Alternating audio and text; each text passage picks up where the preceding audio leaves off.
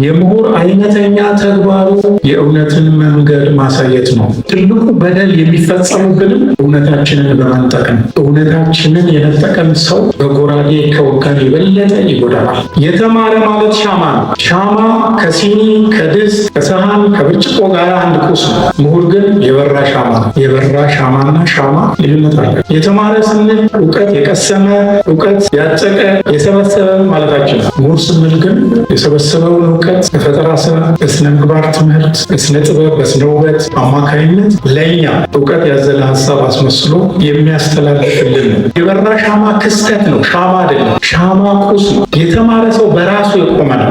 ምሁር ግን ማህበራዊ ተግባሩ ማህበራዊ ነው። ምሁሩ የሚበድለን እውነትን የሚሰራበት መንገድ ተበላሽቶ እኛን በሐሰት መንገድ ይዞን ሲሄድ ነው። አንዷን ምን ትላለች? ምሁር የሌላት ሀገር ጭንቅላት እንደሌለው ሰው ቆጠራለች ትላለች። ስለዚህ ምሁር ጭንቅላታችን ነው። እሱ ነው የእውነትን ፈለግ ይዞ የሚያፋልገን፣ ወደ እውነታችን እንድንደርስ የሚረዳን እሱ ነው።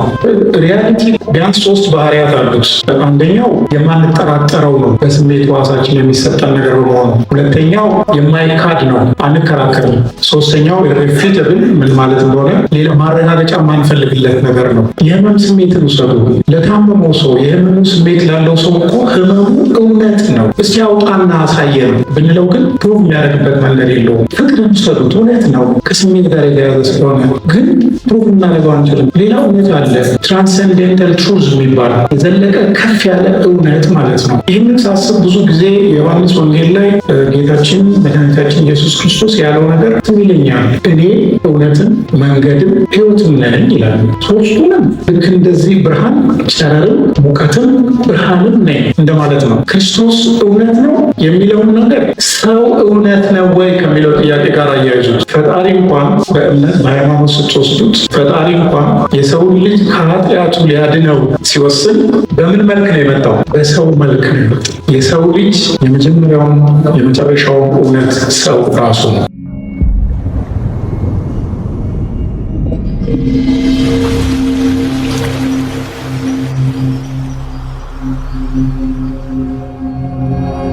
እውነት ሲባል አንዳንድ ጊዜ ልክ እንደ እጃችን ስለምናውቀው ነገር እንደምንናገር ነው የምንቆጥረው።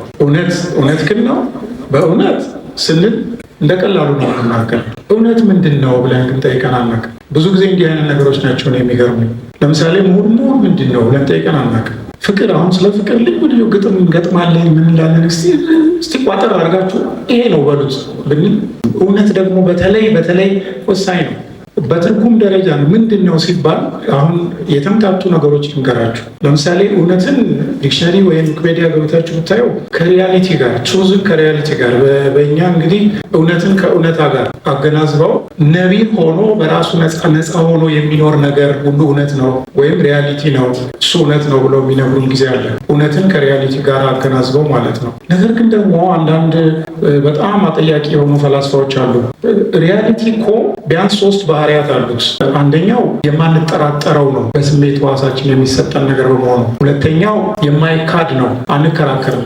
ሶስተኛው ኢርሪፊውተብል ምን ማለት እንደሆነ ሌላ ማረጋገጫ የማንፈልግለት ነገር ነው ብሎ ነው የሚያስቡት። ግን እኮ እውነትም ሆኖ ሪያሊቲም ሆኖ እነዚህን ነገሮች ደግሞ ማያሟላ ነገር አለ ብለው የሚከራከሩ አሉ። ቅድም እዚህ ጋር አንድ ግጥም ሲያነብልን ጎመጀው የሚል ቃል ሲጠቅስ ሰምታችኋል። በጎመጅ ነውር ነው ወይ የሚል አይነት ጥያቄ። ጎምጅቷል እኮ እሱ መጎምጀቱ ለሱ እውነት ነው አይደለም እንዴ? ግን እስቲ መጎምጀትን እዚህ ሜዳ ላይ አውጣና አሳየን ብትሉት ያሳያችሁ አይችልም። ሌላ ጨምርላችሁ የህመም ስሜትን ውሰዱ። አሁን በአጋጣሚ ሆኖ ሆዱን የሚቆርጠው ወይ ራሱን የሚያምሰው አለ። የህመም ስሜትን ውሰዱ። ለታመመው ሰው የህመሙ ስሜት ላለው ሰው እኮ ህመሙ እውነት ነው፣ ለሱ እውነት ነው። እስቲ አውጣና አሳየን ብንለው ግን ፕሩቭ የሚያደርግበት መንገድ የለውም። ልክ በዚሁ መደዳ ውሰዱት። ፍቅርን ውሰዱት። እውነት ነው፣ ከስሜት ጋር የተያዘ ስለሆነ ግን ፕሩቭ እናደርገው አንችልም። እውነት በዚህ መልክ የማይብራራ ከሆነ ችግሩን በኋላ እነግራችኋለሁ። ሌላ እውነት አለ፣ ትራንሰንደንታል ትሩዝ የሚባል የዘለቀ ከፍ ያለ እውነት ማለት ነው። ይህንን ሳስብ ብዙ ጊዜ የዮሐንስ ወንጌል ላይ ጌታችን መድኃኒታችን ኢየሱስ ክርስቶስ ያለው ነገር ትዝ ይለኛል። እኔ እውነትም መንገድም ሕይወትም ነኝ ይላል። ሶስቱንም ልክ እንደዚህ ብርሃን፣ ጨረርም፣ ሙቀትም ብርሃንም ነኝ እንደማለት ነው። ክርስቶስ እውነት ነው የሚለውን ነገር ሰው እውነት ነው ወይ ከሚለው ጥያቄ ጋር አያይዙት። ፈጣሪ እንኳን በእምነት በሃይማኖት ስትወስዱት ፈጣሪ እንኳን የሰውን ልጅ ከኃጢአቱ ሊያድነው ሲወስን በምን መልክ ነው የመጣው? በሰው መልክ ነው የመጣው። የሰው ልጅ የመጀመሪያውም የመጨረሻውም እውነት ሰው ራሱ ነው። አምላክ እንኳን መርጦት በዛ ባህሪ ነው የመጣው። መንገድና ሕይወት የሚለው የክርስቶስ ተልእኮ ነው፣ ሚሽኑ ነው። እኛ ያንን ሚሽን መያዝ አንችልም። በዛ ሚሽን ውስጥ ማለፍ ነው የምንችለው። ስለዚህ እውነት እንደዚህ ውስብስብ ነው። እንደዚህ ውስብስብ ባይሆን ኖሮ ታሪክ፣ የሚተረክ ታሪክ፣ ፍልስፍና፣ ሃይማኖት፣ የሳይንስ ቲዮሪ የእውነት ንጥረ ባህሪ አይኖራቸውም ነበረ። ቅድም እዚህ ስለ ካሳና ስለ ተዋበች እንደ ወግ ነገር ነግሮን ግጥም ሲገጥምልኝ የታሪክ እውነት እኮ እየነገረን ነበረ። የሚቀጥለው ጥያቄ ስለምንድን ነው ለእውነት የምንጨነቀው የሚለው ብታምኑም ባታምኑም እውነት እውነት እላችኋለሁ ስራችን እውነትን መፈለግ ስለሆነ ነው። የምንኖረው እውነትን መፈለግ ስለሆነ ነው። እውነትን ደግሞ ሳናገኛት የምናልፍበት ጊዜ ይበልጣል። ትልቁ በደል የሚፈጸምብንም እውነታችንን በመንጠቅ ነው። እውነታችንን የነጠቀን ሰው በጎራዴ ከወጋን የበለጠ ይጎዳናል። እውነትን ነው የምንፈልገው። እውነትን ደግሞ ስንፈልግ እያንዳንዳችን ባሉ ማህበራዊ እንስሳዎች ነን። አብዛኛው ህይወታችን የሚገዛው በምናብ ነው። በምናብ ነው የምንኖረው። እዚህ እኮ የነበሩት ሰዎች ቅድም እዚህ ሲያነቡ በታሪክ መንኮራኩር አድዋ ሄደው አድዋ ከ120 ዓመት በኋላ አድዋ የሚባል መንኮራኩር በሀሳብ ሰርተው እዚህ አስቀምጠው ኑ እዚህ ላይ ተሳፈሩና ወደ ክብራችሁ ገስግሱ፣ ትልቅ ነበርን ትልቅ እንሆናለን የምትሉ ሁሉ ኑ እዚህ ክብር ላይ ቁሙና ተወንጨፉ እኮ ነበር የሚሉ፣ እውነታችሁን ፈልጉ ነበር የሚሉ። ካሳን አምጥተው መጨረሻ ሲሆን ከእውነቱ ሲፋታ ጥይቱን ጠጥቶ ሲሞት እሱን ዛሬ እዚህ አምጥተን ከጀግኖቻችን ሁሉ አስፈልጠን ጀግናችን አድርገን የእሱን ምሳሌ እዚህ የምንዘክረው በሱ እውነት አማካኝነት ቀጣዩን እውነታችንን በሱ ጀግንነት አማካኝነት ቀጣዩን እውነታችንን እንድንይዝ ነው ሲመክሩን ያመሹት። ዛሬ የዚህን ያህል ውድ ነው እውነት። ሁላችንም ደግሞ በዕለት ህይወታችን ውስጥ ዝም ብለን ስለምንዟዟርና ህይወታችን እጅግ በጣም የተዘበራረቀ በመሆኑ እውነትን እንድናገኝ የሚረዱ ማህበራዊ አካላት ደግሞ አሉ። እነዚህም ምሁራን ይባላሉ። የምሁር አይነተኛ ተግባሩ የእውነትን መንገድ ማሳየት ነው። የተማረ አላልኩም፣ ምሁር ነው ያልኩት። በምሳሌ ልንገራችሁ። ብዙዎቻችሁ ልጆቼ ናቸው። በነገራችን ላይ እኔ በትዳር ዓለም ብቻ 40 ዓመት ኖሬያለሁ። 40 ዓመት የሞላው እዚህ ውስጥ ብዙ አይደለም። ምሳሌ ብነግራችሁ ቢቀል እንኳን ተቀበሉት። የተማረ ማለት ሻማ ነው። ሻማ ከሲኒ ከድስት ከሰሃን ከብርጭቆ ጋር አንድ ቁስ ነው። ምሁር ግን የበራ ሻማ ነው። የበራ ሻማና ሻማ ልዩነት አለ። የተማረ ስንል እውቀት የቀሰመ እውቀት ያጨቀ የሰበሰበ ማለታችን ነው። ምሁር ስንል ግን የሰበሰበውን እውቀት በፈጠራ ስራ፣ በስነ ምግባር ትምህርት፣ በስነ ጥበብ፣ በስነ ውበት አማካይነት ለእኛ እውቀት ያዘለ ሀሳብ አስመስሎ የሚያስተላልፍልን ነው። እሱ ነው ኦርጋናይዝድ የሆነ የእኛ ብሬንስቶርም። የበራ ሻማ ክስተት ነው፣ ሻማ አይደለም። ሻማ ቁስ ነው። የተማረ ሰው በራሱ የቆመ ነው። ምሁር ግን ማህበራዊ ነው። ተግባሩ ማህበራዊ ነው። የሁላችንን አስተሳሰብ ይገራል። አመለካከቱን ያጋራናል። እሱ ባሰበውና ባሰላሰለው መንገድ እንድንሄድ ያደርገናል። ምሁሩ የሚበድለን እውነትን የሚሰራበት መንገድ ተበላሽቶ እኛን በሐሰት መንገድ ይዞን ሲሄድ ነው። ከሐሰት ጋር ወግኖ እኛን ሲበድለን ነው። እጅግ ከፍተኛ በደል ነው ይበድለን ምሁሩ እንደዛ ካደረገን። አያን ራንድ ምን ትላለች? ምሁር የሌላት ሀገር ጭንቅላት እንደሌለው ሰው ቆጠራለች ትላለች። ስለዚህ ምሁር ጭንቅላታችን ነው። እሱ ነው የእውነትን ፈለግ ይዞ የሚያፋልገን፣ ወደ እውነታችን እንድንደርስ የሚረዳን እሱ ነው።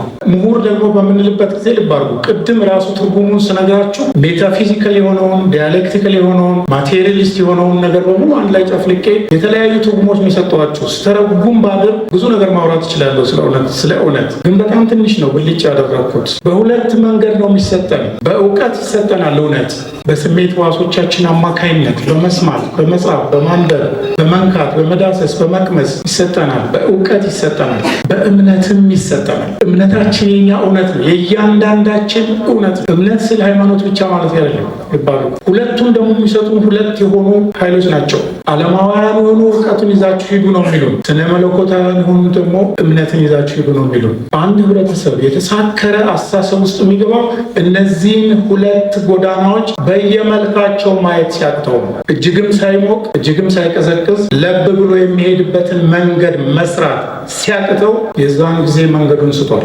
እምነት የሌለው ሰው ተስፋ የለውም። ተስፋ የሌለው ሰው ማወቅ አይችልም። ካላወቀ አይፈጥርም። እነዚህ እጅግ በጣም የተሳሰሩ ነገሮች ናቸው። አንለያቸው።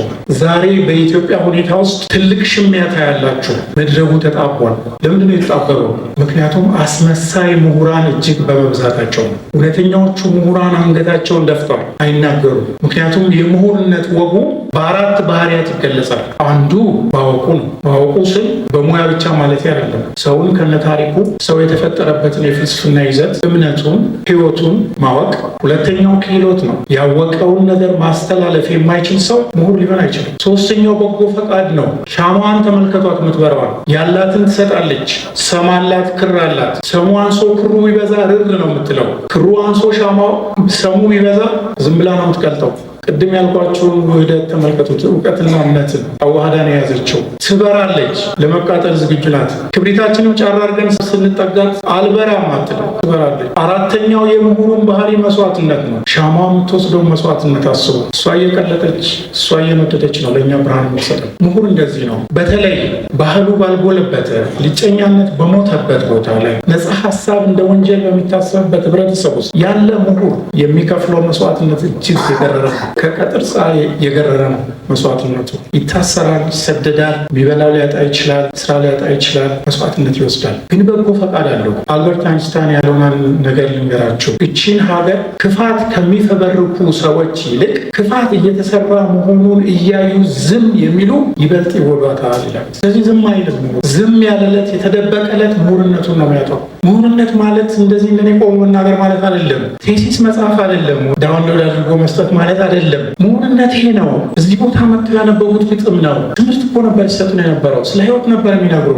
ፈልጉ፣ ራሳችሁን ፈትሹ ሲሉን ነበር። የት ነው ያላችሁት? አብዛኛው እኮ ቅኔ ነው። ይሄ ነው ምሁርነት። ክሪቲካል ኢንተሌክቹዋልስ የሚባሉ ልዩ ምሁራን አሉ። ሁኔታው ምንድነው? አልሳካ ብሎ ሁኔታው ሲጠጥር ጥጥሩ እንዲላላ ይላላው ወጥር ይባላል። በዚህ መሄድ ሲያቅተው ምሁር ይሾልካል። ጭስ ነው መውጫ ያጣል። በቅኔ ይናገራል። የኢትዮጵያ ምሁራን አስታውሷቸው፣ ቅኔዎቻቸውን አስታውሱ። በቅኔ ነበረ ነገስታቱን የሚጎነትሉት። በቅኔ ነበር ስርዓቱን የሚጎነትሉት። ለምን? ስርዓቱ ጨካኝ ነው። ስርዓቱ ከመእንሰሳ የሚሰራ ነው። እንዲህ ነው እውነት። እውነታችንን ነው መጠበቅ ያለብን። እኔ በጣም የታደልኩ ሰው ነኝ። እንደናንተ አይደለሁም። እኔ አንደኛ ደረጃ ተለምኜ ነው የተማርኩት። ሁለተኛ ደረጃ ዩኒፎርም ተሰጥቼ ነው፣ ገዝቼ አይደለም። የዩኒሴፍ ወተት አልጠጣም ስንል እንገረፍ ነበር። ወተት አንጠጣም ስንል እናንተ ዛሬ ወተት እንጠጣ ብትሉ ትገረፋላችሁ።